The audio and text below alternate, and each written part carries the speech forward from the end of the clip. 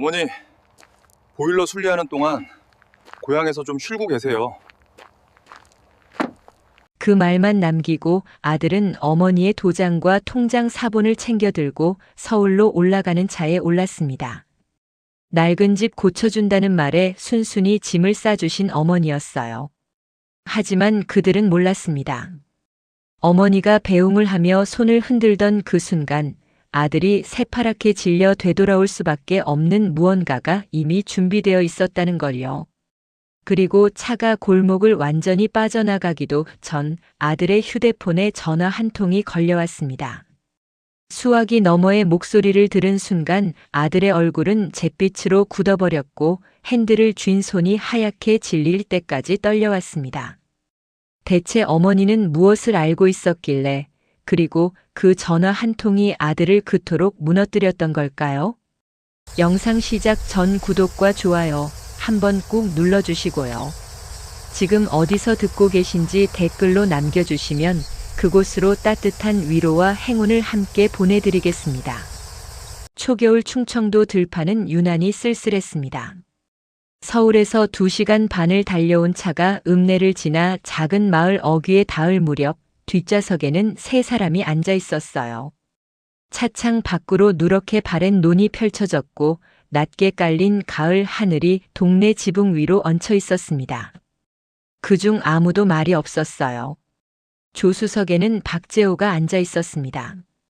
46의 나이치고는 눈밑이 푸르스름했고 턱선에는 며칠째 면도를 못한 흔적이 거칠게 남아 있었어요.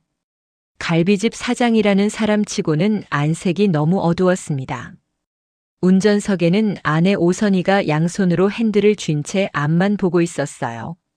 그녀의 눈은 창밖 풍경이 아니라 이 일을 어서 끝내고 싶다는 쪽을 향해 있었습니다. 그리고 뒷좌석 창가 보퉁이 하나를 무릎 위에 올려놓고 조용히 앉아있는 노인 한 분이 있었어요. 어머니 이정순이었습니다. 73의 나이에도 등은 꼿꼿했어요. 30년을 남의 집 부엌에서 보낸 손은 마디마디가 굵었고 손등에는 세월이 얼룩처럼 박혀 있었습니다. 희끗희끗한 머리카락은 뒤에서 단정하게 묶여 있었고 낡은 점퍼깃을 여민 모습은 어느 동네에서나 볼 수 있는 평범한 노인 그것이었어요. 그 모습 어디에서도 자산가의 흔적은 찾아볼 수 없었습니다. 하지만 정순의 눈빛만큼은 달랐어요. 스쳐 지나가는 고향 들판을 바라보는 그 눈빛은 체념도 슬픔도 아닌 무언가를 오래전부터 알고 있던 사람의 그것이었습니다. 차가 좁은 시멘트 길 끝에서 멈추자 재호가 먼저 내렸습니다. 어머니 다 왔어요. 여기에요. 목소리는 다정한 척했지만 그 안에 서두름이 배어 있었어요. 정수는 아무 말 없이 아들의 손을 잡고 차에서 내려섰습니다. 발밑에 마른 자풀이 바스러지는 소리가 났어요. 집은 낮은 돌담 안에 앉아 있었습니다. 슬레이트 지붕의 회벽이 군데군데 허물어진 단층 집. 마당에는 오래된 장독대가 기울어진 채 남아 있었고 처마 밑에는 녹슨 못들이 박혀 있었어요. 정순이 태어나고 자란 동네에서 걸어서 10분도 안 되는 곳이었지만 그 집은 정순의 것이 아니었습니다. 아들 부부가 급하게 알아봤다는 빈집이었어요. 오래 비어 있었던 티가 역력했습니다.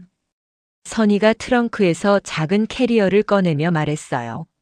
어머님, 보일러 수리 한 달이면 충분하대요. 그동안 여기서 고향 공기 마시면서 쉬세요. 옛날 동네잖아요. 아는 분들도 계실 거고. 여행이라 생각하시고요. 말은 걱정처럼 들렸지만 각본처럼 들렸습니다. 정수는 그 말에 고개를 한번 끄덕일 뿐이었어요. 재호가 봉투 하나를 꺼내 어머니 손에 쥐어주었습니다. 여기 한 달 생활비예요. 동네 슈퍼도 있고 읍내 버스도 다니니까 불편하시면 말씀하세요. 그리고 어머니 집 수리 맡길 때 도장이랑 통장 사본이 필요하다고 했잖아요. 제가 잘 챙겨둘게요. 정수는 그 말에도 고개만 끄덕였어요. 재호는 어머니가 봉투를 받는 걸 확인하고 선희와 함께 차에 올랐습니다. 정수는 두 사람의 뒷모습을 보았어요. 아들이 돌아보지 않는다는 걸 처음부터 알고 있었다는 듯이 차가 마을 어귀를 돌아 사라지고 먼지 한 줄기가 허공에 흩어졌습니다. 까치 한 마리가 담장 위에서 날카롭게 울다 날아갔어요. 정수는 그 자리에 서서 차가 완전히 시야에서 사라질 때까지 기다렸습니다. 그리고 천천히 보퉁이 안으로 손을 집어넣었어요. 오래된 광목 보퉁이 깊숙한 곳. 손끝에 닿은 건 두툼한 등기 서류 여러 장이었습니다. 정수는 그걸 펼쳐보지도 않은 채 손가락으로 살며시 눌렀어요. 주소가 적힌 종이들, 권리증처럼 단단한 표지들. 서울 이곳저곳에 그리고 이 충청도 땅에 정순의 이름이 선명하게 박혀있는 것들이었습니다. 기어이 가는구나. 정순의 입에서 나직한 독백이 흘러나왔습니다. 목소리는 떨리지 않았어요. 오히려 오랫동안 예상했던 일이 드디어 일어났다는 듯한 차가운 담담함이 서려 있었습니다. 하지만 눈은 촉촉해져 있었어요. 이 아이가 이렇게까지 됐구나. 그 말은 아무에게도 들리지 않았습니다. 가을바람이 다 삼켜버렸어요. 정순의 삶은 순탄하지 않았습니다.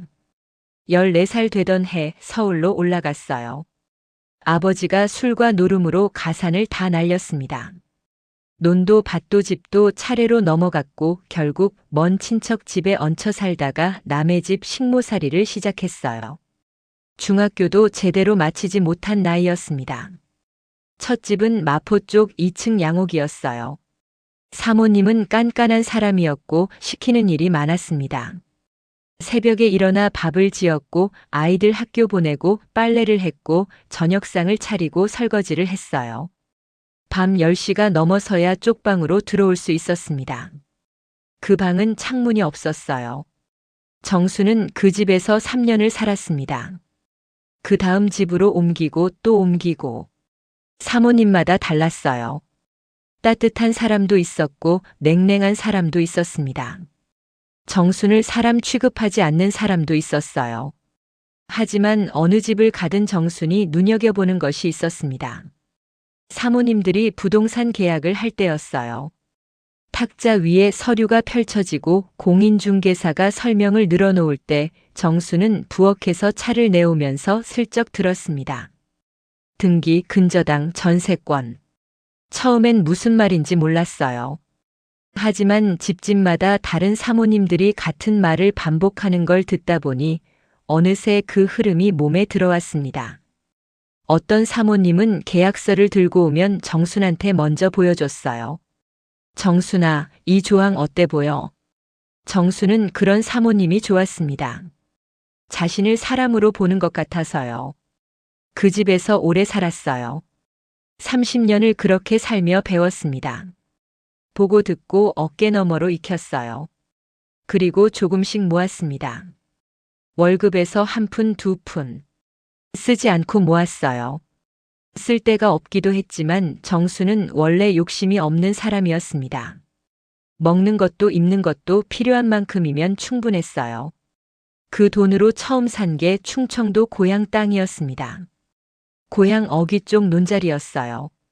아무도 눈여겨보지 않는 땅이었는데 정수는 거기 길이 날 것 같다는 걸 알았습니다. 읍내가 커지는 방향을 보면 알 수 있었어요. 몇 년 뒤 국도가 확장되면서 그 땅값이 4배로 뛰었습니다.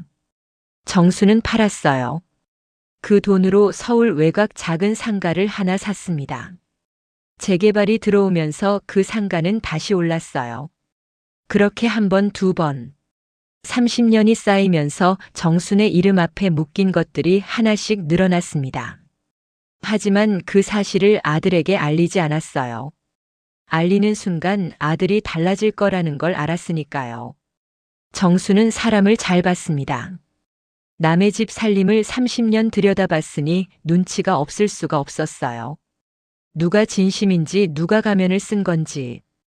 그리고 안타깝게도 재호는 돈 냄새에 약한 사람이었습니다. 정순이 결혼한 건 30 초반이었어요. 남편 박성수는 운전기사 일을 하는 남자였습니다. 손재주가 있고 언변이 좋은 사람이었어요. 정수는 그 사람이 좋았습니다. 결혼하고 재호를 낳았어요. 하지만 남편은 오래 가지 않았습니다. 재호가 4살이 됐을 무렵 박성수는 거래처 여자와 달아났어요. 현금이 든 통장을 들고서요. 정순 명의의 부동산은 손도 못 댔습니다. 등기 내용을 몰랐으니까요. 정순이 가르쳐 준 적이 없었거든요. 그날 정순은 울지 않았어요. 울 시간이 없었습니다. 재호가 4살이었어요.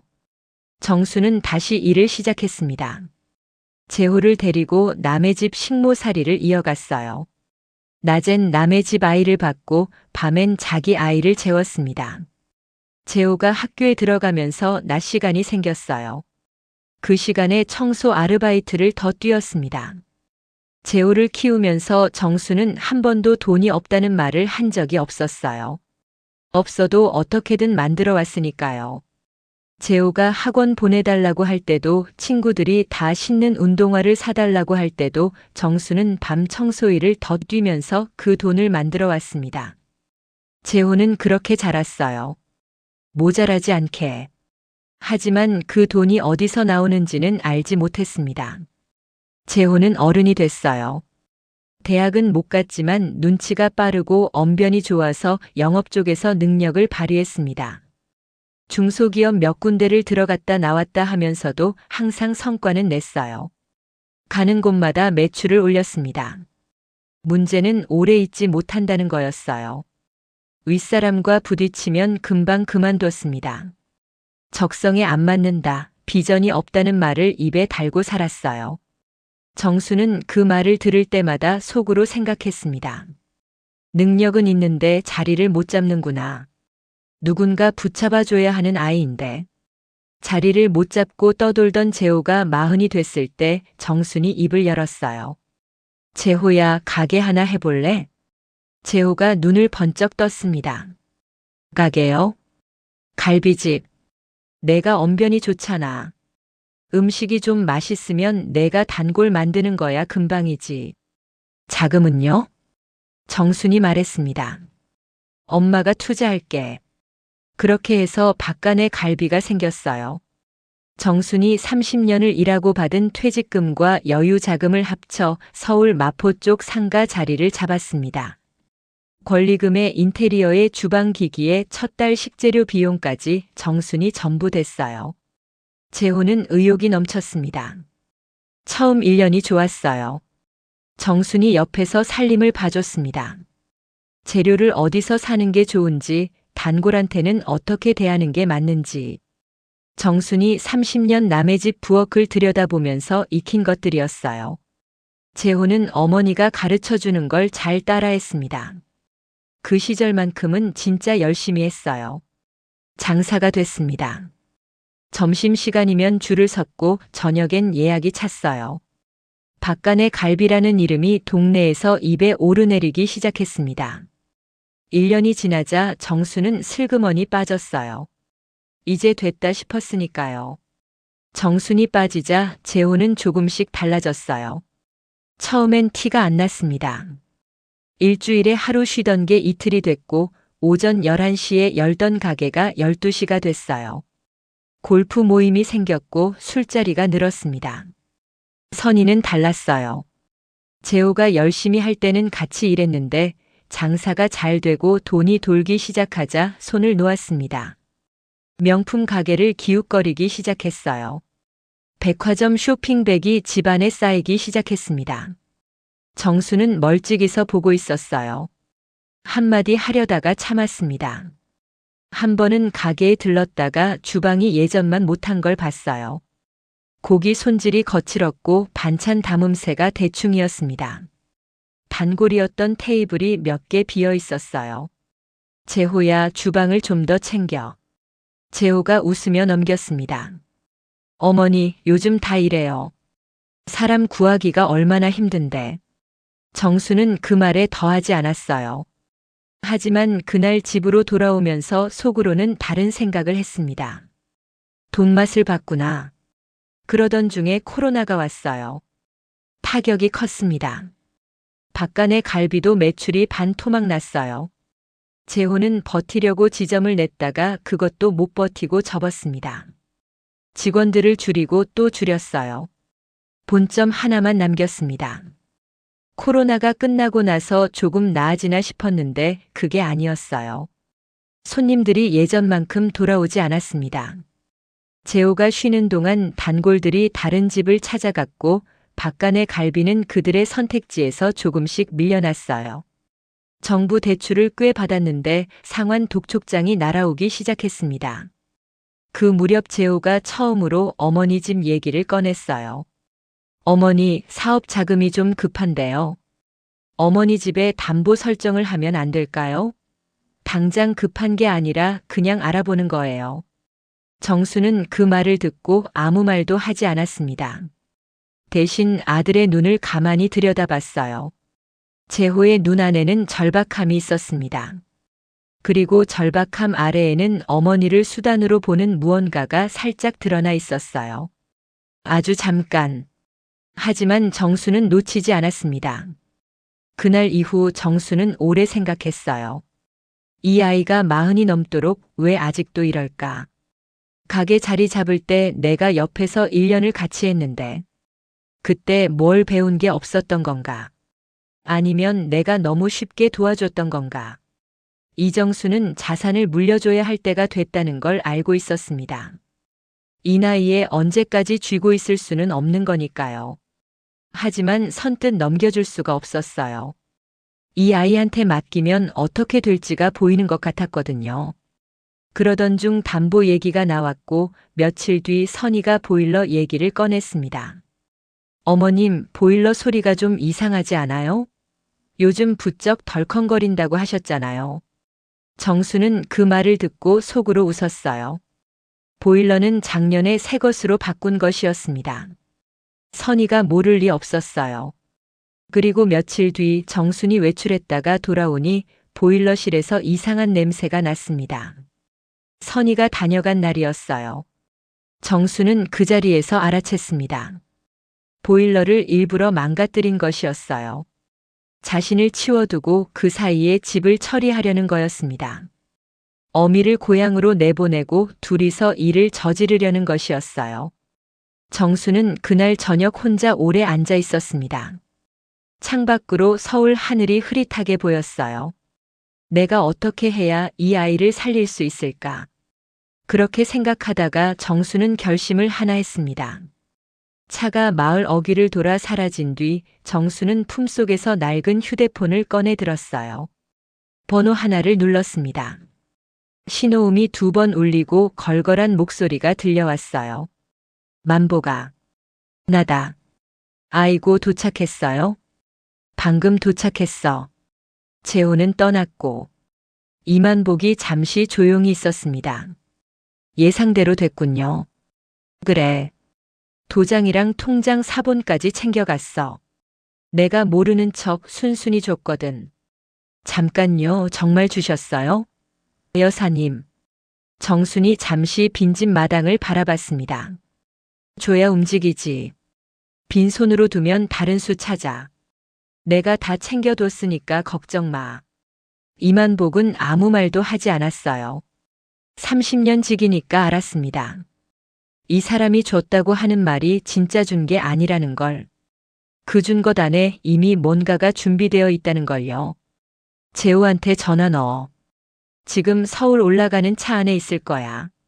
내가 도장 사용 일체를 법무사 통해 효력 정지시켰고 집 관련 모든 처리도 내 위임 없이는 안 된다고 통보해. 그리고 이것도 전해. 정순이 잠깐 멈췄습니다. 목이 잠긴 게 아니라 마음을 눌러 담는 침묵이었어요. 내 아들은 오늘 죽었다고. 수화기 너머로 긴 침묵이 흘렀어요. 정말 그렇게 전해도 됩니까? 전해야지. 그래야 걔가 정신을 차리든 말든 하지. 그리고 조건도 전해. 가게 직원 다 내보내고 재호 그 사람이랑 선이 둘이서만 한 달 운영해서 내가 처음 가게 자리 잡을 때 첫 달 수익만큼 만들어 오면 내가 직접 만나준다고. 단 아는 사람 도움 일절 안 되고 둘이 손으로 번 순수 영업이익이어야 한다고. 이만복이 물었습니다. 못 채우면요? 정순의 목소리에서 처음으로 무거움이 배어나왔어요. 그때는 내가 판단하겠다. 어떻게 살아왔느냐를 보고. 전화를 끊고 정수는 빈집 마당을 둘러보았습니다. 낡은 장독대, 기울어진 처마, 허물어진 담장. 정순이 14살에 서울로 올라가기 전 마지막으로 본 고향 풍경과 크게 다르지 않았어요. 바람이 거세게 불어왔습니다. 낡은 점퍼 자락이 펄럭였지만 정수는 꿋꿋이 서 있었어요. 낙엽이 마당을 쓸었습니다. 그 안에서 정수는 지금 막 가장 힘든 결심을 끝낸 어미의 표정으로 서 있었어요. 그 시각 서울로 올라가는 국도. 재호는 조수석에 등을 기댄 채 눈을 감으려던 참이었습니다. 선희가 운전하면서 핸드백에서 서류 봉투를 꺼내 조수석 쪽으로 밀었어요. 여보, 도착하는 대로 법무사 먼저 연락해. 도장이랑 통장 사본은 챙겼고 인감증명서랑 위임장만 떼면 나머지는 빠르대. 어머님 집 작은 거니까 이번 주 안에 끝낼 수 있을 거야. 응, 그렇게 해. 재호는 짧게 대답했지만 눈을 뜨지 않았습니다. 사실 마음이 편하지 않았어요. 어머니를 그 빈집에 내려놓고 차에 오르던 순간 뒤돌아보지 않으려고 이를 악물었다는 걸 선희는 몰랐습니다.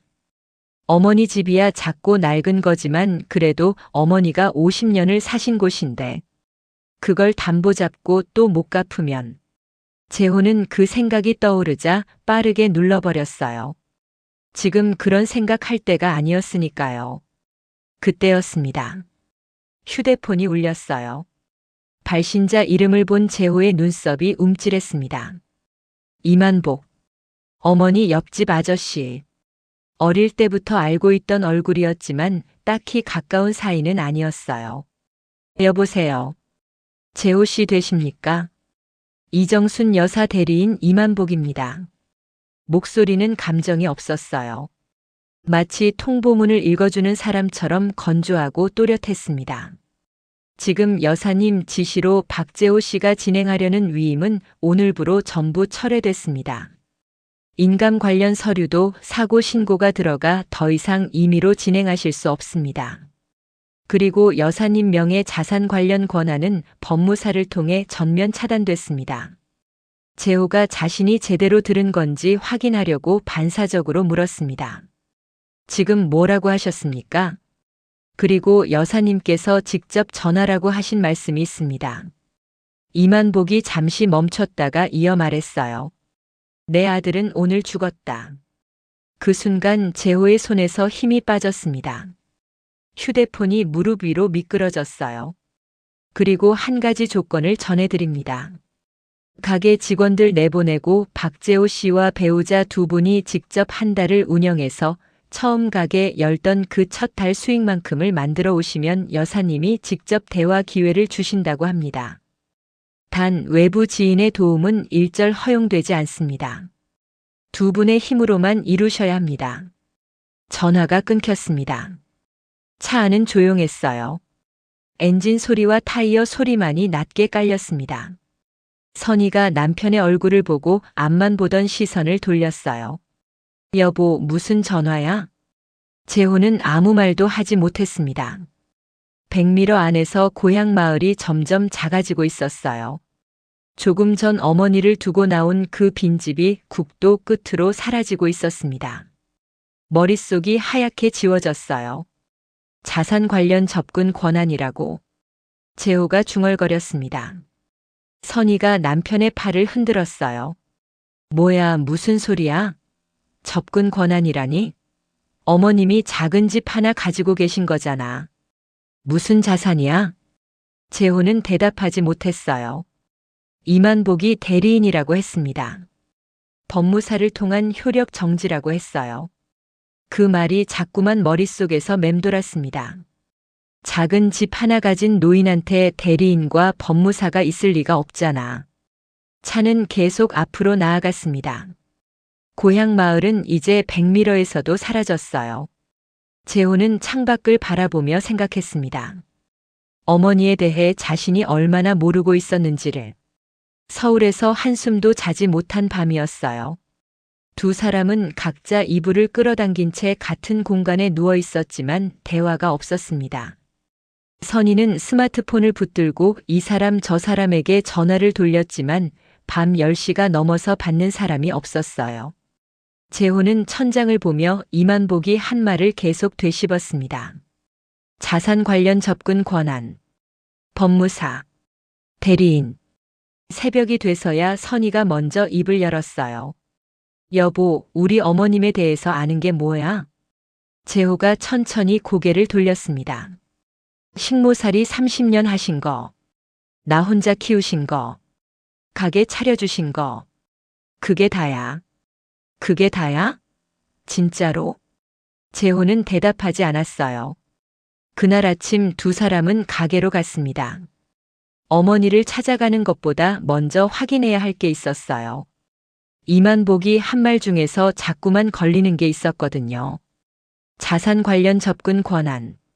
그게 무슨 뜻인지 아직도 가늠이 안 됐습니다. 마포구 골목 안쪽. 간판에 적힌 이름은 박간의 갈비였습니다. 정순이 가게 이름을 직접 지었어요. 처음 간판을 달던 날 재호가 웃으며 말했습니다. 촌스럽지 않아요? 정순이 웃으며 받아쳤어요. 박씨 집안 가게인데 박간애가 촌스러우면 뭐가 안 촌스럽냐? 재호는 그 말에 할 말이 없었습니다. 그냥 어머니가 하자는 대로 했어요. 지금은 그 간판이 다르게 보였습니다. 가게 앞에 이만복이 서 있었어요. 50 중반의 남자였습니다. 어머니가 30년을 옆집에 두고 살아온 이웃이었어요. 재호도 어릴 때부터 얼굴을 알고 있는 사람이었지만 딱히 가까운 사이는 아니었습니다. 어머니 곁에 늘 있는 사람이라는 정도였어요. 그런데 그 사람이 대리인이라는 말을 하고 있었습니다. 이만복은 두 사람을 보고 짧게 말했어요. 왔어요. 따뜻한 인사도 없었고 상황에 대한 설명도 길게 하지 않았습니다. 그저 가게 쪽으로 발을 돌려 앞서 걸었어요. 재호와 선희는 그 뒤를 따를 수밖에 없었습니다. 어머니는 어디 계세요? 안전하게 계셔요. 당분간은 못 만나요. 왜요? 여사님이 저한테 법적 대리 위임을 맡기셨어요. 당분간은 제가 창구입니다. 선희가 발을 멈추며 목소리를 높였습니다. 그게 무슨 말이에요? 우리 어머니를 왜 우리가 못 만나요? 거기다 자산 관련 접근 권한은 또 뭐예요? 어머님이 무슨 자산이 있다고요? 이만복은 멈추지 않고 걸으면서 말했어요. 그 부분은 여사님이 직접 말씀하실 거예요. 조건을 채우고 나면. 재호가 나섰습니다.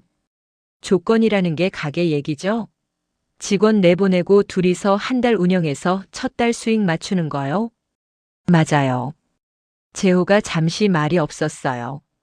그러더니 물었습니다. 어머니가 왜 이러시는 건지 혹시 알고 계세요? 이만복이 처음으로 걸음을 멈추고 재호를 돌아봤어요. 그리고 짧게 말했습니다. 여사님이 하신 말씀이 있어요. 이게 마지막이라고. 마지막. 재호는 그 말의 무게를 선뜻 가늠하지 못했습니다. 이만복이 가게 문을 열었어요. 오전 10시. 점심 장사 전 조용한 시간이었습니다. 주방에서는 직원 둘이 재료 손질을 하고 있었고 홀 한쪽에는 권 매니저가 예약 장부를 들여다보고 있었어요. 이만복이 테이블 하나에 앉으며 말했습니다. 앉아요. 세 사람이 자리를 잡았어요. 권 매니저가 눈치를 보며 주방 쪽으로 사라졌습니다. 이만복이 천천히 입을 열었어요. 여사님 뜻은 이래요. 이달 말까지 직원 전원 계약 종료하고 재호 씨 내외가 직접 이 가게를 운영하는 거예요. 퇴직금은 여사님이 이미 준비해 두셨어요. 주방부터 홀까지 둘이서 운영하는 겁니다. 한 달을 채워서 처음 가게 열었을 때 첫 달 영업이익만큼을 만들어 오면 여사님이 직접 만나주신다고 했어요. 선희가 인상을 썼습니다. 첫 달 영업이익이요? 그게 얼마인데요? 이만복이 테이블 위에 종이 한 장을 내밀었어요. 숫자가 적혀 있었습니다. 재호가 그 숫자를 보는 순간 손에 힘이 빠졌어요. 첫 달 순수 영업이익 3,600만 원. 그때는 기적 같았던 숫자였습니다. 알고 있는 숫자였거든요. 정순과 함께 일하던 그 첫 달 직접 장부를 들여다보며 확인했던 수익이었습니다. 당시에는 이 정도면 잘 됐다고 기뻐했어요. 어머니가 새벽부터 밤까지 혼자 주방을 감당하면서 만든 숫자라는 생각은 하지 않았습니다. 가게가 잘 되는 거라고만 생각했어요. 지금 그 숫자가 다르게 보였습니다. 직원도 없이 둘이서 만들어야 하는 숫자로요. 이만복이 물었어요. 어때요? 할 수 있겠어요? 선희가 먼저 입을 열었습니다. 이건 못해요. 현실적으로 불가능해요. 우리 둘이서 주방을요? 저 요리도 잘 못하는데. 이만복이 선희를 바라봤어요. 여사님도 처음엔 혼자 하셨어요. 새벽 4시에 나와서 밤 12시까지요. 그 한마디에 선희는 말문이 막혔어요. 재호가 조용히 입을 열었습니다. 어머니가 처음에 주방 혼자 하실 때요. 저는 그때 옆에서 홀 봤거든요. 근데 지금 생각해보면 제가 한 게 별로 없어요. 손님 안내하고 주문 받고. 그게 다였어요. 재료 받는 것도 어머니였고, 육수 내리는 것도 어머니였고, 마감 뒤 청소도 어머니였어요. 저는 그게 그냥 역할 분담인 줄 알았는데. 재호가 말을 멈췄어요. 제가 도운 게 아니라 어머니가 거의 다 하신 거더라고요. 이만복이 아무 말 하지 않았어요. 하지만 눈빛이 달라졌습니다. 선희가 남편을 봤어요. 재호가 이런 말을 하는 걸 처음 들었습니다. 재호가 테이블 위 종이를 다시 내려다봤어요. 조건이 더 있어요? 이만복이 고개를 끄덕였습니다. 외부 지인 도움 일절 안 돼요. 투자 차용, 아는 셰프 부르기, 단체 예약 몰아주기. 어떤 형태든 외부 개입이 확인되면 시험은 종료입니다. 재호가 잠시 눈을 감았다가 떴어요. 알겠습니다. 선희가 남편의 팔을 잡았습니다. 여보, 지금 알겠다고 한 거야? 재호는 아내를 보지 않았어요. 대신 이만복에게 물었습니다. 못 채우면요? 이만복이 재호를 바라봤어요. 그리고 짧게 대답했습니다. 그건 여사님이 판단하셔요. 어떻게 살았느냐를 보고. 이만복이 일어섰습니다. 직원들한테는 내가 오늘 통보할게요. 퇴직금은 여사님이 이미 챙겨두셨어요. 내일부터 두 분이 시작하면 됩니다. 그리고 나갔어요. 가게 안에 두 사람만 남았습니다. 주방에서 칼소리가 났어요. 테이블마다 물컵이 놓여 있고 수저가 가지런히 세워져 있었습니다. 재호가 그 풍경을 천천히 바라봤어요. 처음 가게 문을 열던 날 정순이 새벽부터 테이블을 닦았습니다. 구석구석 물기를 닦고 수저를 하나하나 정렬했어요. 재호가 그냥 놔두면 되지 않냐고 하자 정순이 말했습니다. 손님이 첫날 보는 게 테이블이야. 첫날 깨끗한 집이라는 인상을 줘야 두 번째도 와. 재호는 그 말을 듣고 그냥 넘겼어요. 어머니가 꼼꼼한 편이라는 정도로만 생각했습니다. 지금은 그 새벽이 다른 무게로 다가왔어요. 선희가 입을 열었습니다. 여보, 나 이거 진짜 자신 없어. 주방을 어떻게 해? 고기 손질도 못하고 육수도 어떻게 내리는지도 몰라. 재호가 선희를 봤어요. 배우면 되지. 그게 말이 쉽지. 재호가 일어섰습니다. 어머니도 처음엔 몰랐어. 시작하면서 배운 거야. 우리도 그렇게 하면 돼. 선희가 남편을 보았습니다. 재호의 표정이 달라져 있었어요. 어젯밤 잠을 못 자고 창백하던 얼굴이 아니었습니다. 뭔가를 결심한 사람의 얼굴이었어요. 오늘 점심은 마지막으로 직원들이랑 같이 해. 내일부터 우리 둘이야. 그리고 주방 쪽으로 걸어갔습니다. 직원들이 나간 건 그날 저녁이었어요. 이만복이 퇴직금 봉투를 하나씩 건넸습니다. 직원들은 어리둥절해했어요. 재호가 짧게 설명했습니다. 가게 사정이 생겼다고 한 달 후에 다시 연락하겠다고. 직원들은 고개를 끄덕이면서도 서로 눈치를 봤어요. 권 매니저는 마지막까지 표정을 숨겼습니다. 재호한테 잘 되길 바란다는 말을 남기고 나갔어요. 그 손에 들린 건 가게 장부 사본이었습니다. 재호는 미처 몰랐습니다. 뭔가 이상하다는 느낌이 없지 않았습니다. 하지만 지금 당장 그걸 붙잡고 있을 여유가 없었어요. 생각해야 할 게 너무 많았거든요. 권 매니저가 나간 뒤 가게 문을 닫고 재호는 주방에 섰습니다.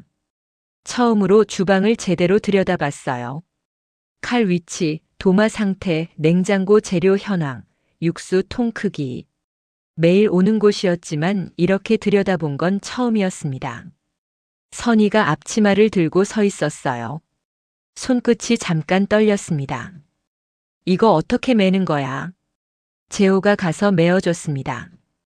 처음 보는 모습이었어요. 선희가 앞치마를 드는 건요. 두 사람은 그날 밤 늦게까지 가게에 있었어요. 다음 날부터 시작할 재료 리스트를 만들었습니다. 메뉴를 줄였어요. 둘이 감당할 수 있는 것들만 남겼습니다. 갈비, 불고기, 된장찌개, 냉면. 정순이 처음 가게 시작할 때 내놓았던 메뉴들이었어요. 재호가 나중에 메뉴를 잔뜩 늘렸는데 다 걷어내고 나니 처음으로 돌아온 것 같았습니다. 재호가 메뉴판을 들여다보며 말했어요. 어머니가 처음엔 이것만 했거든. 내가 자꾸 더 늘리자고 했었어. 그때 어머니 뭐라고 하셨어? 잘하는 거 제대로 하자고. 많이 하는 것보다 잘하는 게 낫다고. 선희가 아무 말 하지 않았어요. 재호가 냉장고를 열었습니다. 내일 아침 받아야 할 재료들을 확인했어요. 고기 납품처 번호를 찾았습니다. 정순이 처음부터 거래하던 곳이었어요. 재호가 나중에 더 싼 곳으로 바꿨다가 품질이 떨어진다는 단골 얘기를 듣고 다시 돌아온 곳이었습니다. 선희가 수첩을 꺼내 뭔가를 적기 시작했어요. 재호가 옆에서 봤더니 내일 아침에 챙겨야 할 목록이었습니다. 선희가 그런 걸 스스로 적는 걸 재호는 처음 봤어요. 자정이 다 됐을 때 선희가 말했습니다. 나 고기 손질 제대로 못하는데 가르쳐 줄 수 있어? 재호가 냉장고 문을 닫으며 돌아봤어요. 내가 알려줄 수 있는 건 알려줄게. 모르는 건 납품 아저씨한테 물어보면 돼. 어머니도 처음엔 다 물어보셨대. 선희가 수첩에 계속 뭔가를 적었어요. 한동안 두 사람이 말없이 각자 할 일을 했습니다. 재호는 내일 아침 동선을 머릿속으로 짰어요. 몇 시에 나와서 뭘 먼저 해야 하는지. 정순이 처음 가게 시작할 때 짰던 그 루틴을 기억해내려 했습니다. 당시에는 그냥 옆에서 봤는데 막상 직접 하려고 하니 어디서부터 시작해야 할지 막막했어요. 선희가 수첩을 덮으며 물었습니다. 어머님이 얼마나 가지고 계신 거야? 진짜로. 재호가 한동안 대답하지 않았어요. 그러더니 말했습니다. 나도 몰라. 근데 이만복 아저씨가 대리인이라는 거, 법무사 얘기가 나온다는 거. 그게 평범하게 사신 분한테 있는 일은 아니잖아. 선희가 조용히 생각에 잠겼어요. 그럼 우리가 집 담보 잡으려 했던 게. 재호가 말을 이었습니다. 어머니한테는 그게 아무것도 아닌 돈이었을 수도 있어. 근데 우리는 그 집이 전부인 줄 알고. 말이 거기서 끊겼어요. 선희가 창밖을 봤습니다. 골목 가로등 불빛이 가게 유리창에 비치고 있었어요. 아무 말 없이 한동안 그 빛을 바라봤습니다. 가게 불을 끄고 나오면서 재호가 간판을 올려다 봤어요. 박간의 갈비. 어머니가 직접 지은 이름이었습니다. 촌스럽다고 생각했던 그 이름이 지금은 다르게 느껴졌어요.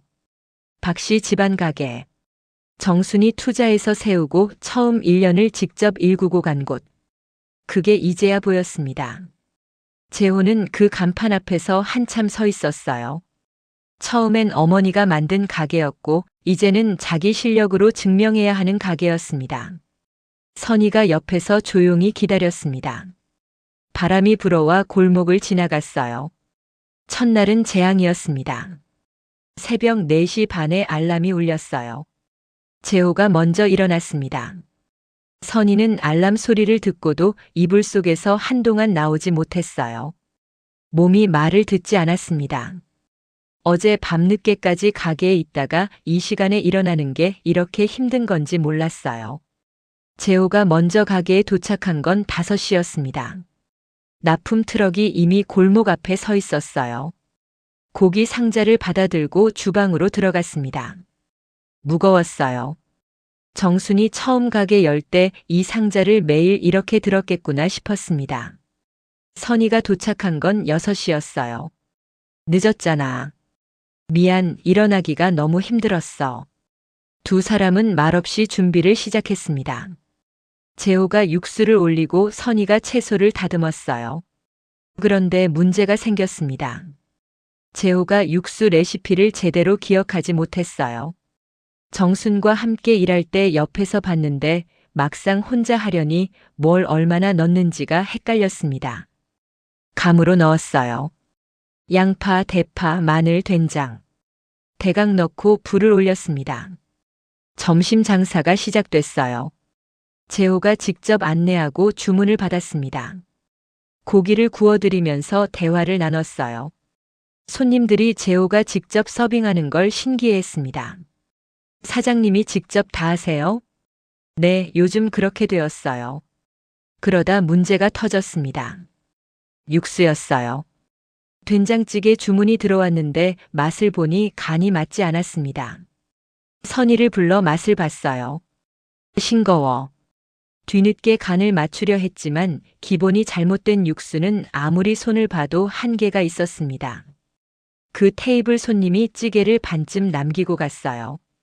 재호는 그걸 치우면서 속이 쓰렸습니다. 마감 후에 주방 서랍을 뒤졌어요. 정순이 육수 레시피를 따로 적어둔 게 있을 것 같았거든요. 낡은 노트 하나가 나왔습니다. 정순의 글씨였어요. 재료 분량, 불세기, 시간. 꼼꼼하게 적혀 있었어요. 재호가 그 노트를 오래 들여다봤습니다. 선희가 옆에서 들여다봤어요. 이게 있었어? 왜 우리한테 안 알려주셨지? 재호가 노트를 덮었습니다. 알려줄 기회가 없었겠지. 우리가 어머니한테 물어본 적이 없었을 테니까. 선희가 아무 말 하지 않았어요. 이틀째는 조금 나았습니다. 노트를 보고 육수를 냈더니 맛이 달랐어요. 재호가 찌개를 떠먹어 보다가 멈췄습니다. 이게 어머니 맛이구나. 가게 처음 열었을 때 단골들이 찌개가 맛있다고 했던 게 이 맛이었어요. 이후로 메뉴가 늘어나면서 찌개는 뒷전이 됐고 레시피도 직원한테 대강 넘겼는데 그 사이에 맛이 달라졌던 거였습니다. 선희가 처음으로 고기 손질을 했어요. 납품 아저씨한테 어떻게 손질하면 되냐고 직접 물었습니다.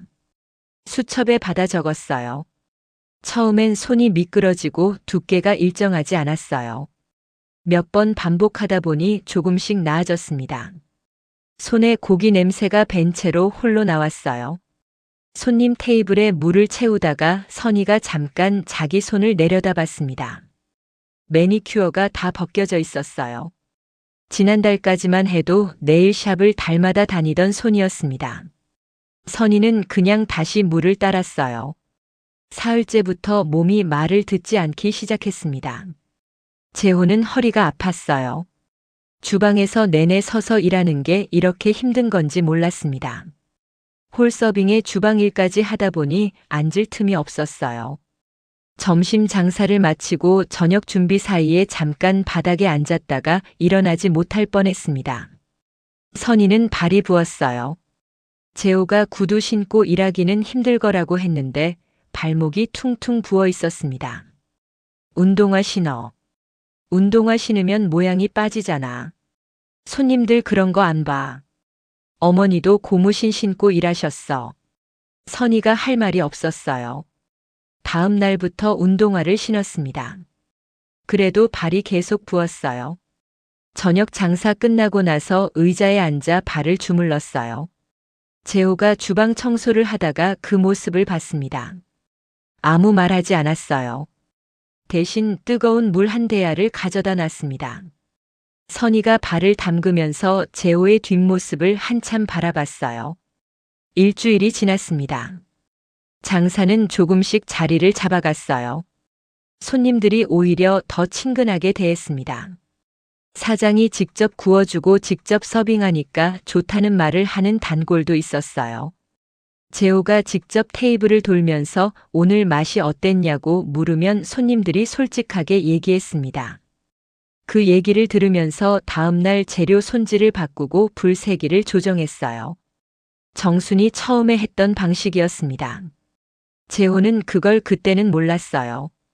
어머니가 왜 저렇게 손님들한테 일일이 물어보나 했습니다. 그냥 맛있으면 오고 맛없으면 안 오는 거지 굳이 물어볼 필요가 있냐고 생각했었어요. 한 달 해보니까 알았습니다. 직접 물어봐야 고칠 수 있다는 걸요. 선희도 달라지고 있었어요. 처음엔 손님 응대가 어색했습니다. 말투가 너무 격식을 차렸어요. 단골 할머니 한 분이 한 번은 이렇게 말했습니다. 아가씨, 왜 이렇게 딱딱해? 예전 직원이 더 편했는데. 선희가 그 말에 속이 쓰렸어요. 그날 저녁 재호한테 물었습니다. 나 어떻게 하면 돼? 손님들이 어색하다고 하는데. 어머니가 어떻게 하셨는지 생각해봐.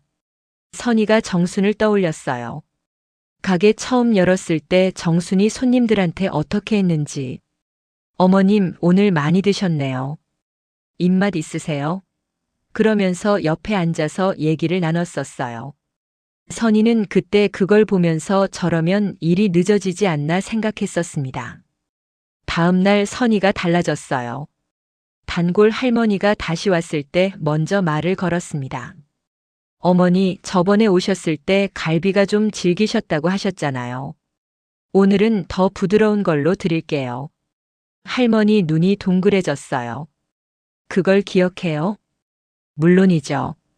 할머니가 그날 밥을 2공기 드셨어요. 2주가 지났을 때 위기가 왔습니다. 재호가 무리했어요. 허리가 말을 안 듣기 시작했습니다. 아침에 일어나는데 허리가 굳어서 제대로 설 수가 없었어요. 파스를 붙이고 나갔지만 점심 장사 내내 주방에서 버티는 게 한계였습니다. 선희가 주방을 혼자 맡았어요. 처음에는 손이 느렸습니다. 주문이 밀리면 홀에서 기다리는 손님들이 보였어요. 선희가 주방 안에서 혼자 이것저것 뒤집고 끓이고 담았습니다. 땀이 났어요. 주방 열기가 생각보다 훨씬 뜨거웠습니다. 주문이 내 테이블치 밀려 있을 때 선희가 잠깐 멈췄어요. 어머님 혼자 이걸 하셨던 거잖아. 그 생각이 드는 순간 불평할 자격이 없다는 걸 처음으로 알았습니다. 급하게 서두르는 게 아니라 할 수 있는 것부터 순서대로 했어요. 육수를 먼저 올리고 고기를 내고 반찬을 담고 느리지만 흐트러지지 않게. 손님 한 명이 주방 쪽을 들여다보며 말했어요. 혼자 다 해요? 힘들겠다. 선희가 웃으며 대답했습니다. 괜찮아요. 어머니한테 배운 건데요. 그 말이 자기 입에서 나오는 걸 듣고 선희가 잠깐 멈췄어요. 자연스럽게 나온 말이었습니다. 그날 저녁 장사가 끝나고 재호가 물었어요. 오늘 어땠어? 힘들었는데. 끝나고 나니까 이상하게 기분이 좋아. 나도 처음에 그랬어. 어머니랑 같이 일할 때. 힘든데 집에 오면 잠이 잘 왔거든. 두 사람이 잠깐 말이 없었어요. 선희가 먼저 입을 열었습니다. 어머님이 왜 그렇게 일찍 빠지셨는지 이제 알 것 같아. 자리 잡힌 거 보고 싶으셨던 거 아닐까? 근데 우리가 어머니 빠지는 걸 당연하게 받아들인 거잖아. 선희가 앞치마를 풀면서 말했어요. 나 그때 솔직히 어머니 좀 불편했어. 가게에 계시면 내가 뭘 못하는 것 같고. 빨리 빠지셨으면 했어. 재호가 아무 말 하지 않았습니다. 차려주신 가게에서 차려주신 분이 불편한 거잖아. 지금 생각하면 얼마나 뻔뻔한 생각인지. 나도 마찬가지였어. 3주가 지날 무렵 비가 왔습니다. 오전부터 흐리더니 점심시간에 굵은 빗방울이 쏟아졌어요. 그날따라 손님이 없었습니다. 비 오는 날이면 발길이 뜸해지는 게 당연한 일이었어요. 재호가 홀을 내다보며 한숨을 쉬는데 선희가 주방에서 작은 우산과 비닐봉지를 들고 나왔습니다. 앞에 화분들 빗속에 그냥 있는데 들여놔야 할 것 같아서. 가게 앞 낡은 화분들이었어요. 정순이 가게 시작할 때 가져다 놓은 것들이었습니다. 손님들이 들어오면서 보는 첫 풍경이라고 신경 써서 놓은 것들이었는데 재호는 한 번도 거기 눈길을 준 적이 없었어요. 재호가 말없이 나가서 화분을 처마 밑으로 옮겼습니다. 선희가 비닐봉지를 씌웠어요. 비 맞으면 뿌리가 상한데. 두 사람이 비 맞으며 화분을 옮기다가 선희가 웃음을 터뜨렸습니다. 왜 웃어? 아니, 내가 화분 걱정을 다 하고 있어. 예전에는 이런 거 신경도 안 썼을 텐데. 재호도 웃었어요. 비 맞으면서 화분 옮기는 부부. 우리가 이럴 줄 몰랐지. 선희가 말했어요. 이 집 망하면 우리도 여기까지겠지? 두 사람이 처마 밑에 서서 빗소리를 들었어요. 재호 씨. 응. 나 어머니한테 미안해.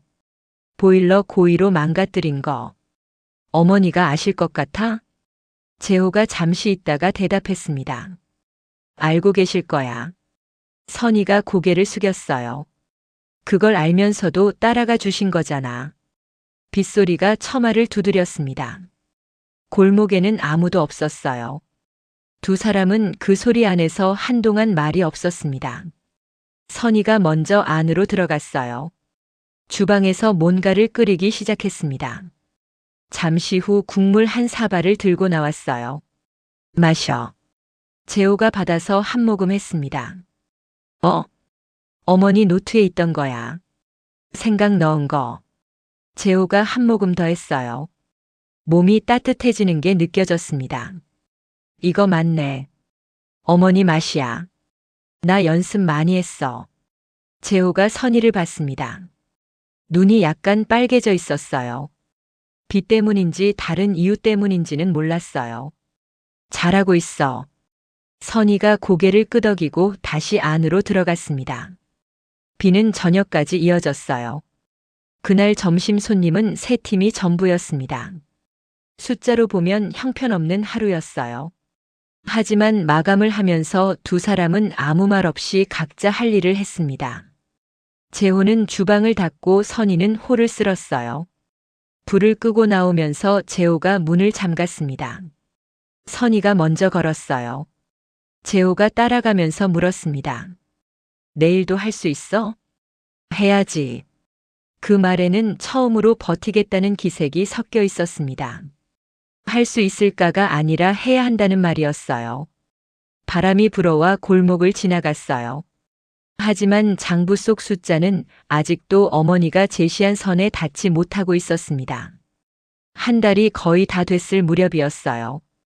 재호가 장부를 들여다봤습니다. 3주치 수익을 더하고 마지막 주를 어림잡아 보니 정순이 제시한 첫 달 수익에 500만 원이 모자랐습니다. 남은 시간은 닷새뿐이었습니다. 어디서부터 틀린 건지 생각했습니다. 그리고 단골 부부가 했던 말이 떠올랐어요. 권 매니저 가게가 분점인 줄 알았다는 말. 거기 새로 열었는데 메뉴판이 여기랑 똑같더라고요. 갈비 양념 맛도 비슷해서 분점인 줄 알았죠. 그 손님이 유독한 경우가 아니었습니다. 예약 취소가 들어오기 시작한 게 권 매니저 가게가 문을 연 시점과 맞물렸어요. 재호가 골목 바깥을 내다봤습니다. 두 블록 방향. 권 매니저가 바깥에 갈비 메뉴 그대로 차린 가게가 거기 있었어요. 새 가게니까 한번 가보는 거겠지. 처음엔 그렇게 생각했습니다. 그런데 일주일이 지나도 단골들이 돌아오지 않았어요. 재호가 장부를 다시 폈습니다. 마지막 주 남은 날짜를 계산했어요. 이 속도라면 조건을 못 채웠습니다. 어머니가 제시한 숫자까지 가려면 지금보다 훨씬 더 팔아야 했어요. 선희가 주방에서 나왔습니다. 얼마나 부족해? 재호가 숫자를 짚었어요. 선희가 들여다봤습니다. 두 사람이 잠시 말이 없었어요. 재호가 먼저 입을 열었습니다. 방법 찾아야 해. 어떻게? 재호가 메뉴판을 집어들었어요. 한동안 들여다보다가 말했습니다. 점심 특선 만들자. 단가 낮추고 회전율 올리자. 이 시간대에 직장인들 잡으면 숨통은 트일 거야. 선희가 메뉴판을 같이 봤어요. 뭘로 해? 재호가 잠깐 생각했습니다. 어머니가 예전에 자주 해주시던 게 있어. 비빔국수. 처음 가게 열 때도 한동안 메뉴에 있었는데 내가 없애버렸어. 왜? 손이 많이 간다고. 그때 직원들이 힘들다고 해서. 선희가 고개를 끄덕였어요. 다시 올리면 되지. 재호가 잠깐 망설였습니다. 문제가 있어. 어머니 비빔국수는 양념이 따로 있어. 내가 레시피를 몰라. 노트에도 없더라고. 선희가 물었어요. 어머니한테 물어볼 수는 없고. 재호가 고개를 저었습니다. 이만복 아저씨한테 연락해볼까? 선희가 재호를 봤어요. 재호가 휴대폰을 들었습니다. 아저씨, 저예요. 상황이 좀 있어요. 재호가 짧게 설명했습니다. 마지막 주에 숫자가 부족하다는 것, 점심 특선으로 비빔국수를 올리고 싶은데 어머니 양념 비법을 모른다는 것. 이만복이 잠시 조용히 있었어요. 한번 알아볼게요. 전화가 끊겼어요. 그 시각 충청도 마을. 정수는 빈집 마당 평상에 앉아 있었습니다. 가을 햇살이 마당을 가득 채우고 있었어요. 낡은 장독대에 볕이 내려앉았고 담장 너머로 누런 들판이 보였습니다. 정순이 이 동네를 떠난 게 14살이었어요. 그 이후로 이 마을에 발을 들인 적이 거의 없었습니다. 그런데 막상 와보니 낯설지가 않았어요.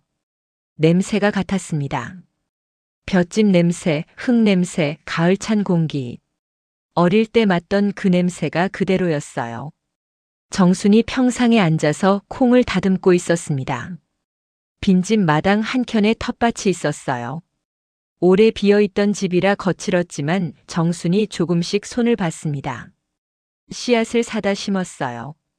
동네 할머니들이 가끔 들렀어요. 서울서 오셨어요?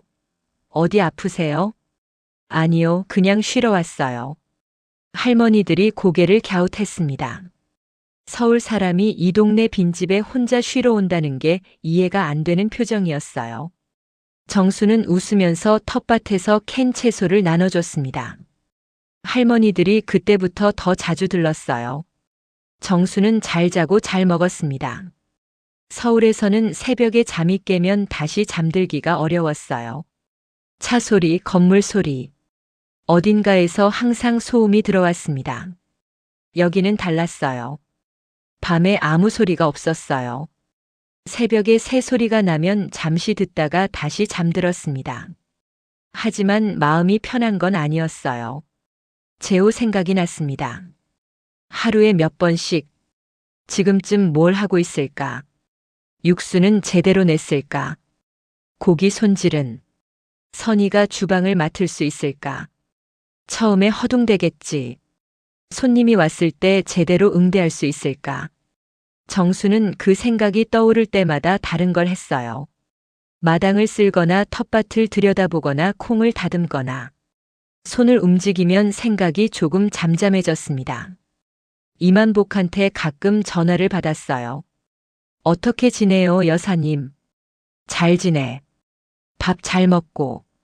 재호는 이만복이 상황을 전했습니다. 첫날 육수가 싱거웠다는 것, 선희가 고기 손질을 납품 아저씨한테 물어봤다는 것, 비 오는 날 화분을 들여놨다는 것. 정순이 화분 얘기를 듣고 잠시 말이 없었어요. 선희가 그걸 챙겼어? 그러더라고요. 정순이 짧게 말했습니다. 됐네. 그리고 전화를 끊었어요. 마당을 한번 둘러봤습니다. 볕이 잘 드는 오후였어요. 정순이 눈을 살짝 감았습니다. 버텨라, 재호야. 그 말은 아무에게도 들리지 않았어요. 가을바람이 마당을 지나갔습니다. 그런데 이만복한테 전화가 한 통 더 왔어요. 여사님, 재호 씨가 비빔국수 양념 비법을 모른대요. 점심 특선 올리고 싶은데. 정순이 잠시 아무 말도 하지 않았습니다. 이만복이 기다렸어요. 정순이 천천히 입을 열었어요. 만보가 받아 적어.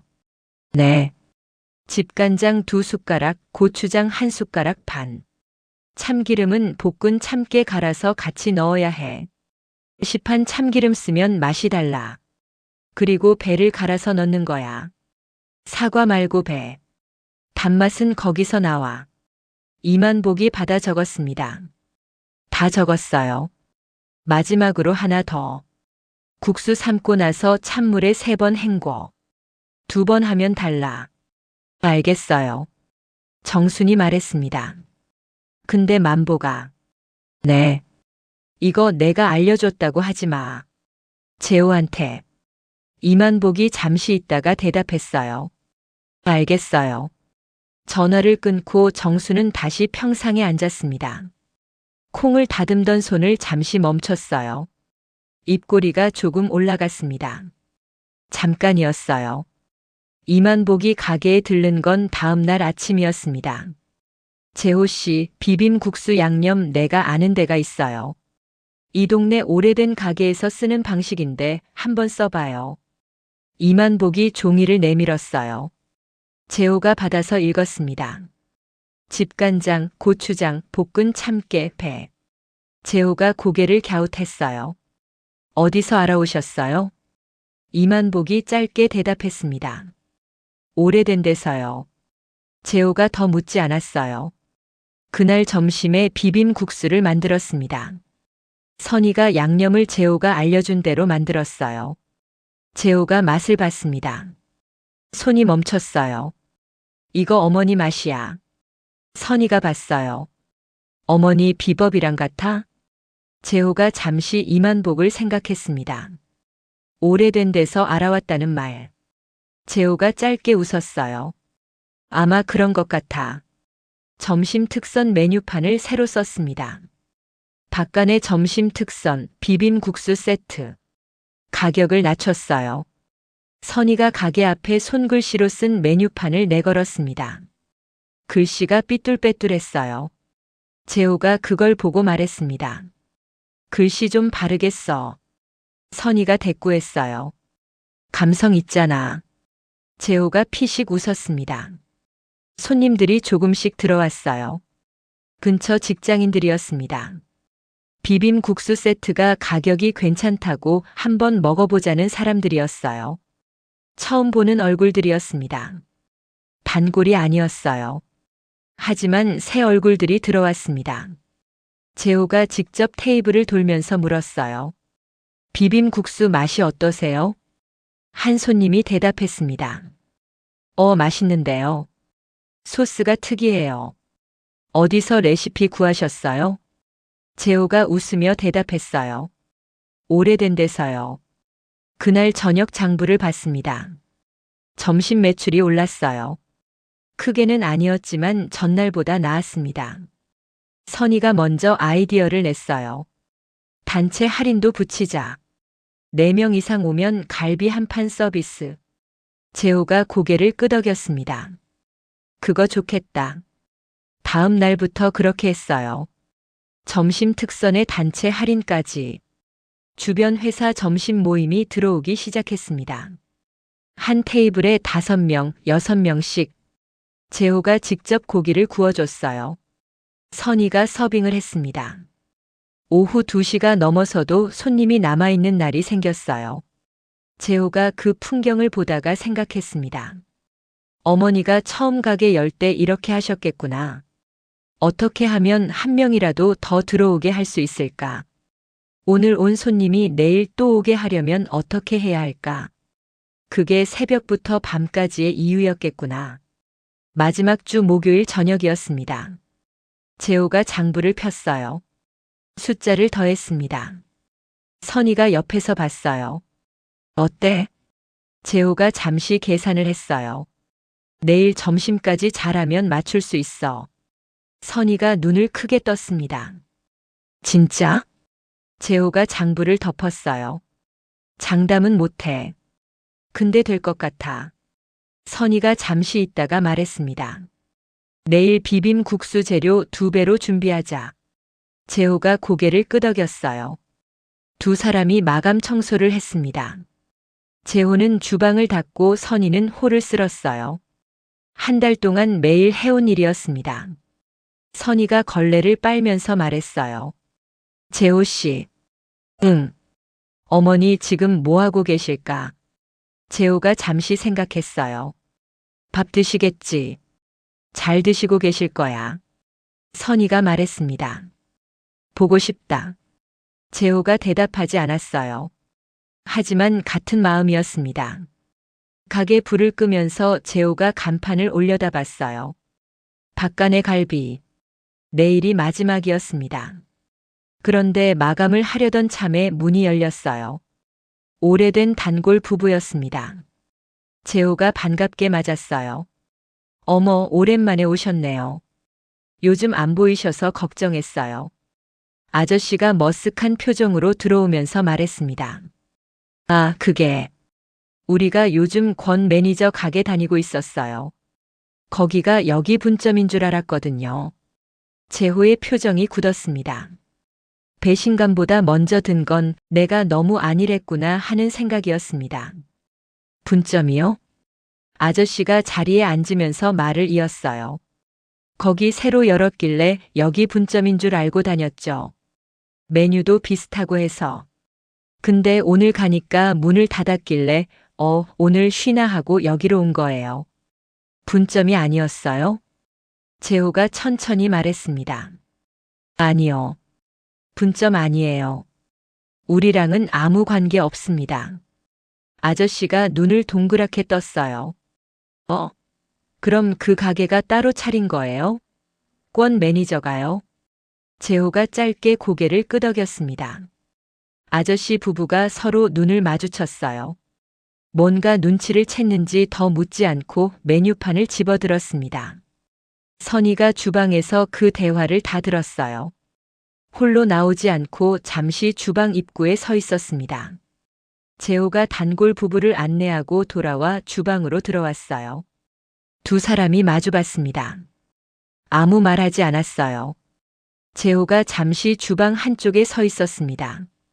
권 매니저가 퇴직금 봉투를 받아들고 나가던 날이 생각났어요. 잘 되길 바란다던 그 말. 표정이 없던 그 얼굴. 그날 이상하다고 느꼈던 게 이런 이유였습니다. 선희가 나직하게 물었어요. 어떻게 할 거야? 재호가 대답했습니다. 일단 오늘 장사 마저 해. 그리고 주방으로 들어갔어요. 그날 저녁 마감을 하고 나서 재호는 한참 가게 안에 앉아 있었습니다. 선희가 옆에서 조용히 기다렸어요. 이건 그냥 넘어갈 일이 아니었습니다. 하지만 지금 당장 어떻게 해야 할지 몰랐어요. 재호는 불어넣은 마음을 안고 잠을 청했습니다. 만약 내일 숫자를 못 맞추면 어머니는 정말로 돌아오지 않을지도 몰랐습니다. 마지막 날 금요일 점심이었습니다. 재호가 주방에서 비빔국수 양념을 버무리고 있었어요. 손이 익었습니다. 처음에는 분량을 재면서 했는데 이제는 감으로 넣어도 맛이 맞았어요. 선희가 홀에서 손님을 안내했습니다. 점심 특선 손님이 세 테이블 들어와 있었어요. 재호가 그릇을 담으면서 생각했습니다. 오늘이 마지막이었어요. 한 달이 됐습니다. 정확히 오늘까지였어요. 점심 장사가 끝나고 선희가 주방으로 들어왔습니다. 두 사람이 말없이 마감 정리를 했어요. 재호가 장부를 꺼냈습니다. 한 달치 수익을 더했어요. 선희가 옆에서 봤습니다. 재호가 계산기를 내려놓았어요. 맞췄어. 한 달 전 어머니가 준 그 숫자. 딱 거기까지 왔어. 선희가 숫자를 봤습니다. 정순이 제시했던 그 숫자였어요. 딱 맞았어요. 넘지도 않고 모자라지도 않게. 진짜야? 재호가 고개를 끄덕였어요. 두 사람이 잠시 말이 없었습니다. 한 달이 눈앞에 지나갔어요. 새벽 4시 반 알람, 납품 트럭, 싱겁던 첫날 육수, 선이 발목이 퉁퉁 붓던 날, 비 오던 날 처마 밑에서 국물 마시던 밤. 선이가 먼저 말했어요. 이만복 아저씨한테 연락해. 재호가 전화를 들었습니다. 아저씨 숫자 맞췄어요. 이만복이 잠시 조용히 있었어요. 수고했어요. 내일 내려와요.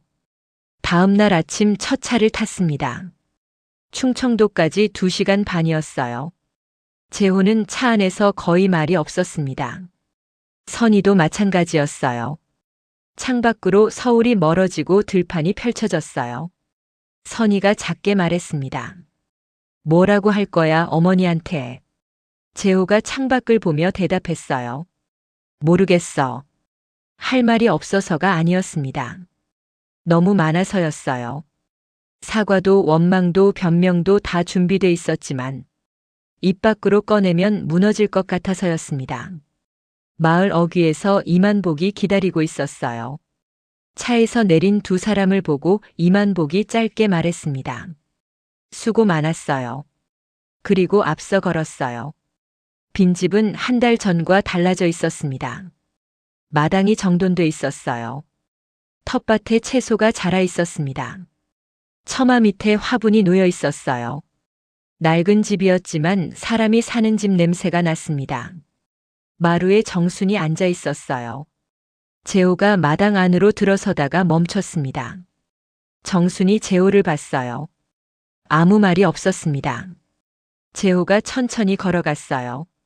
마루 앞에서 무릎을 꿇었습니다. 선이도 옆에서 무릎을 꿇었어요. 어머니. 정순이 아들을 내려다봤습니다. 한 달이 지난 얼굴이었어요. 손이 거칠어져 있었습니다. 눈밑이 거무스름했어요. 살이 빠진 것 같기도 했습니다. 정순이 천천히 손을 뻗었어요. 재호의 손을 잡았습니다. 손바닥을 뒤집어서 들여다봤어요. 굳은 살이 박혀 있었습니다. 됐네. 이제야 내 손이 장사하는 손이 됐다. 그 두 마디가 전부였어요. 재호가 고개를 숙였습니다. 어깨가 한번 크게 들썩였어요. 정순이 그 어깨에 손을 얹었습니다. 아무 말하지 않았어요. 선이가 고개를 숙인 채로 말했습니다. 어머니 죄송해요. 보일러. 정순이 선이를 봤어요. 알아. 선이가 더 말을 잇지 못했습니다. 정순이 짧게 말했어요. 들어와서 밥 먹어. 밥상은 소박했어요. 텃밭에서 뽑은 채소로 만든 반찬들이었습니다.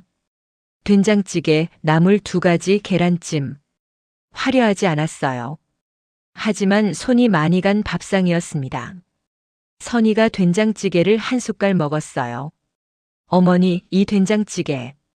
정순이 봤습니다. 가게 찌개 맛이랑 같아요. 레시피가 같은데 같아야지. 재호가 국을 떠먹다가 멈췄어요. 노트에 있던 거요? 정순이 고개를 끄덕였습니다. 내가 처음 가게 열 때 적어둔 거야. 재호가 잠시 있다가 물었어요. 비빔국수 양념도요? 정순이 재호를 봤습니다. 재호가 이만복을 슬쩍 봤어요. 이만복이 딴 곳을 봤습니다. 정순이 말했어요. 밥 먹어. 재호가 웃음이 나왔어요. 정순도 입가가 올라갔습니다.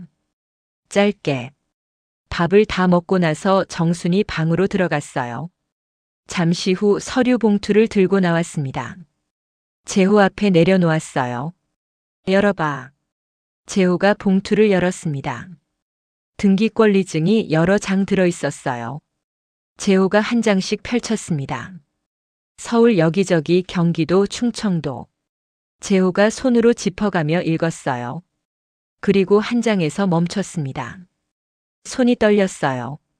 마포구 박간의 갈비 옆 골목 건물이었습니다. 재호가 아는 주소였어요. 권 매니저가 가게를 차린 그 건물이었습니다. 어머니. 정순이 봤어요. 이게 20년 전에 샀어.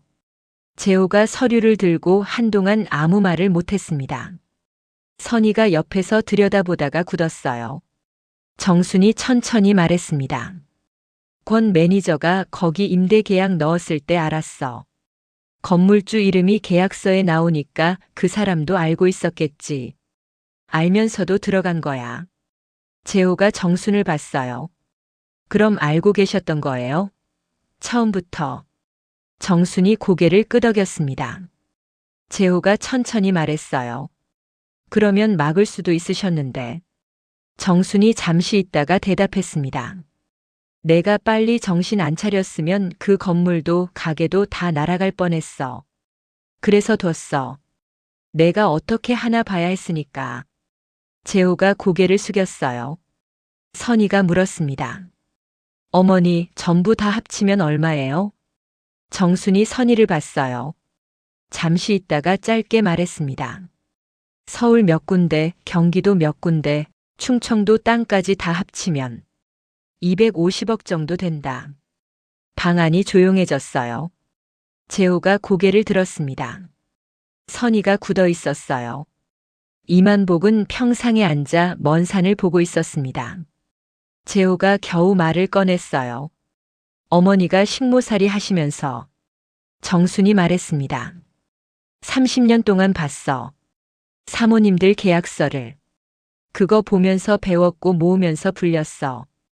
어디가 오르고 어디가 꺼지는지. 나는 학교는 못 나왔지만 돈에 눈은 떴어. 내 아버지가 도망갈 때 현금만 들고 간 건 부동산을 몰랐으니까. 내가 안 가르쳐 줬거든. 재호가 아무 말도 하지 못했습니다. 정순이 계속 말했어요. 너한테 안 알린 건 알리는 순간 내가 달라질 거라는 걸 알았으니까. 돈 있다고 하면 기대는 사람이 생기고 기대면 일을 안 해. 가게 차려줄 때도 사실 반반이었어. 될 수도 있고 안 될 수도 있다고. 재호가 고개를 숙였어요. 됐다가 안 된 거잖아요. 정순이 말했습니다. 그래. 됐다가 안 됐어. 그게 더 힘든 거야. 처음부터 안 되는 것보다. 재호가 한동안 바닥을 봤어요. 정순이 차를 한 잔 따랐습니다. 재호 앞에 밀었어요. 이 돈을 어떻게 쓸지는 내가 결정해. 내가 정해주는 건 없어. 근데 한 가지만 기억해라. 재호가 고개를 들었습니다. 한 달 동안 새벽에 일어난 그 감각. 손에 굳은 살 박히던 그 감각. 그거 잊어버리면 그땐 내가 아니라 세상이 널 시험 볼 거다. 재호가 고개를 끄덕였어요. 정순이 짧게 말했습니다. 알아들었으면 가게 가자. 내가 오래 비웠어. 재호가 눈을 들었어요. 같이 가시게요? 정순이 일어서며 말했습니다. 내 가게인데. 그리고 점퍼를 집어들었어요. 정순이 가게에 나타난 건 월요일 점심이었습니다. 문을 열고 들어서자 주방에서 재료를 손질하던 재호가 고개를 들었어요. 선희가 홀을 닦다가 멈췄습니다. 정순이 당연한 듯이 앞치마를 메고 주방으로 들어갔어요. 이거 칼질이 왜 이래? 재호가 피식 웃었습니다. 가르쳐 주세요. 정순이 칼을 잡았어요. 손이 익은 솜씨였습니다. 재호가 옆에서 봤어요. 소문은 빠르게 퍼졌습니다. 박간의 어머니 나오셨대. 사장님 어머니가 직접 주방하신대. 단골들이 하나둘씩 돌아왔어요. 오랜만에 오는 손님들이 정순을 보고 반겼습니다. 어머니, 오랜만이에요. 어디 다녀오셨어요? 정순이 웃으며 대답했어요. 고향 좀 다녀왔지. 가게 분위기가 달라졌습니다. 정순이 손님 테이블을 돌면서 한마디씩 건넸어요. 재호가 그 모습을 주방에서 봤습니다. 어머니가 왜 그렇게 했는지 이제 알았어요. 손님은 음식만 먹으러 오는 게 아니었습니다. 이 집에 오고 싶어서 오는 거였어요. 권 매니저 가게 얘기가 들려온 건 그로부터 2주 뒤였습니다. 단골 아저씨가 점심을 먹다가 말했어요. 저기 골목 새로 생긴 갈비집 있잖아요. 거기 문제가 생겼대요. 재호가 물을 따르다가 멈췄습니다. 무슨 문제요? 아저씨가 목소리를 낮췄어요. 식중독이 났대요. 손님 몇 명이 탈이 났는데 거기서 먹은 사람들이래요. 위생 관리가 안 됐나 봐요.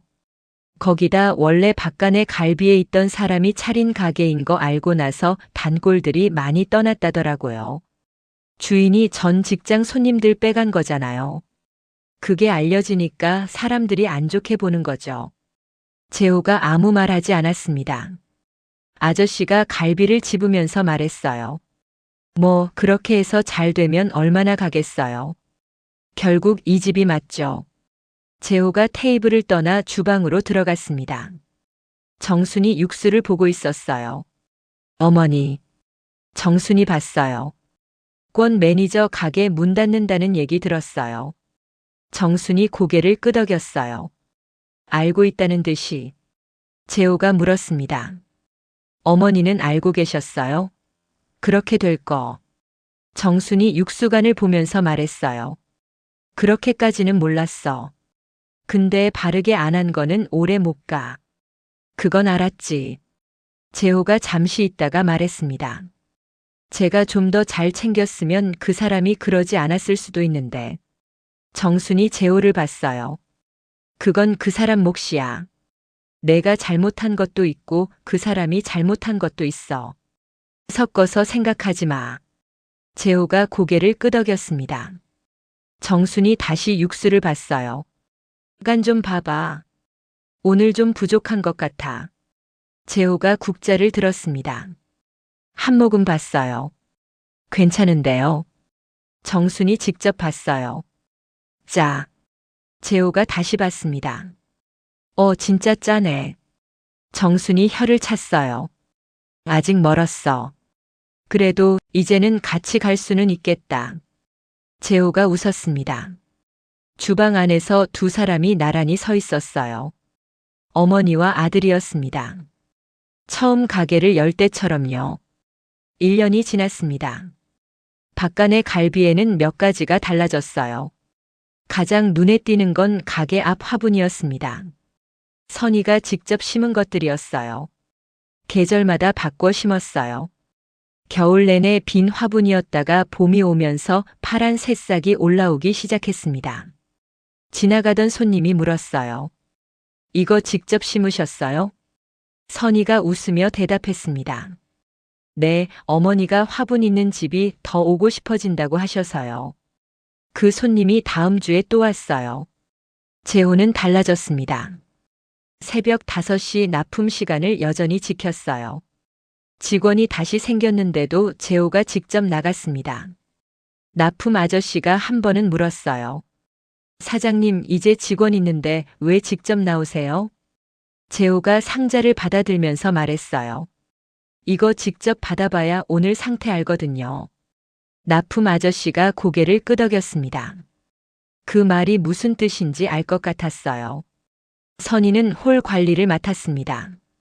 손님 이름을 외웠어요.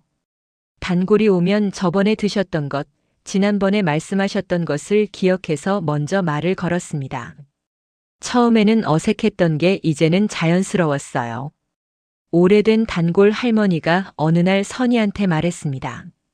아가씨, 예전이랑 많이 달라졌어. 선이가 물었어요. 좋은 쪽으로요? 할머니가 웃으며 대답했습니다. 그럼요. 이제 여기 오면 집 같아. 선이가 그 말을 오래 가지고 있었어요. 집 같다는 말. 정순이 처음 가게 이름을 지을 때 하셨던 말이 그거였습니다. 박씨 집안 가게. 오는 사람이 집처럼 느끼는 곳. 재호는 그 뜻을 몰랐고 선이도 몰랐어요. 이제야 알았습니다. 정수는 일주일에 사흘 가게에 나왔어요. 매일 나오겠다는 걸 재호가 말렸습니다. 어머니, 이제 제가 할게요. 쉬세요. 정순이 대답했어요. 내가 쉬고 싶을 때 쉬는 거야. 내가 정하는 거 아니야. 재호가 웃으며 물러났습니다. 정순이 가게에 오는 날은 분위기가 달랐어요. 손님들이 정순을 보면 반겼습니다. 정순도 손님들을 알아봤어요. 이름은 몰라도 얼굴을 알았습니다. 오래 본 얼굴, 새로운 얼굴. 정순한테는 다 달라 보였어요. 한 번은 새로운 젊은 손님이 정순한테 물었어요. 혹시 이 가게 오래되셨어요? 정순이 대답했습니다. 처음부터 있었지. 젊은 손님이 고개를 끄덕이며 말했어요. 오래된 집이라 맛이 이렇구나. 느낌이 달라요, 여기. 정순이 그 말에 아무 말 하지 않았어요. 가게로 들어가면서 재호한테 짧게 말했습니다. 들었어? 재호가 웃으며 고개를 끄덕였어요. 오래된 집 소리 들으려면 아직 멀었어요. 정순이 앞치마를 매면서 말했습니다. 그러니까 열심히 해. 봄이 깊어질 무렵 재호가 정순한테 말을 꺼냈어요. 어머니, 드릴 게 있어요. 정순이 받습니다. 재호가 봉투를 내밀었어요. 정순이 열었습니다. 종이 한 장이 들어 있었어요. 충청도 빈집 매매 계약서였습니다. 정순이 고개를 들었어요. 이게 뭐야? 재호가 말했습니다. 어머니가 한 달 동안 계셨던 그 빈집이요. 제가 샀어요. 정순이 잠시 말이 없었어요. 왜? 재호가 대답했습니다. 어머니가 14살에 떠난 동네잖아요. 고향에 어머니 집 하나쯤 있어야 할 것 같아서요. 수리해서 어머니 쓰실 수 있게 해드리려고요. 정순이 계약서를 들여다봤어요. 한동안 말이 없었습니다. 재호가 덧붙였어요. 어머니가 충청도 땅 제일 먼저 사셨잖아요. 고향 땅이 첫 번째 시작이었는데 그 동네에 어머니 집이 없는 게 이상한 것 같아서요. 정순이 계약서를 내려놓았어요. 얼마 줬어? 재호가 말했습니다. 많이 안 했어요. 올해 빈집이었으니까. 정순이 잠시 있다가 말했어요. 수리할 때 마당 평상은 그대로 둬. 재호가 고개를 끄덕였습니다. 평상이 좋았어요? 정순이 짧게 대답했어요. 거기 앉아서 콩 다듬기가 좋더라고. 재호가 웃었습니다. 정순도 입가가 올라갔어요. 그날 저녁 세 사람은 가게에서 같이 밥을 먹었어요. 장사 끝나고 남은 재료로 정순이 차린 밥상이었습니다. 특별한 게 없었어요. 갈비 조금, 된장찌개, 나물. 하지만 세 사람이 말없이 밥을 먹는 그 시간이 오래됐어요. 선이가 찌개를 더 떠다 드렸습니다. 어머니, 한 그릇 더 드세요. 정순이 손을 저었어요. 많이 먹으면 안 된다고 했잖아. 조금만요. 오늘 많이 서 계셨잖아요. 정순이 마지못해 숟가락을 들었습니다. 그리고 짧게 말했어요. 내가 음식 챙기는 거 예전보다 낫네. 선이가 웃었습니다. 칭찬인지 아닌지 모를 말이었지만 그게 어머니 방식의 칭찬이라는 걸 이제는 알았어요. 재호가 밥을 먹다가 창밖을 봤습니다. 저녁 골목에 사람들이 지나갔어요. 퇴근하는 사람들, 손잡고 걷는 사람들. 평범한 마포 골목이었습니다. 가게 간판에 불이 켜져 있었어요. 박간의 갈비. 정순이 지은 이름. 촌스럽다고 생각했던 이름. 지금은 그 간판 불빛이 다르게 보였습니다. 저 불빛 아래로 오늘도 손님이 들어왔고 밥을 먹었어요. 내일도 그럴 거였습니다. 재호가 생각했어요. 어머니는 처음부터 알고 계셨겠구나. 이 가게가 어떤 가게가 될 수 있는지를, 내가 어떤 사람이 될 수 있는지를. 그러니까 포기하지 않으신 거겠구나. 정순이 밥숟가락을 내려놓으며 말했어요. 재호야. 네. 이 가게 잘 돼? 재호가 웃으며 대답했습니다. 잘 되고 있어요. 정순이 고개를 끄덕였어요. 그러면 됐어. 세 사람이 해가 완전히 넘어갈 때까지 그 자리에 앉아 있었습니다. 버려지려던 어머니와 버리려 했던 아들이 지금은 나란히 앉아 밥을 먹고 있었어요. 그리고 그것으로 충분했습니다. 여러분, 오늘 이정순 여사님과 박재호 씨 이야기 어떻게 들으셨나요?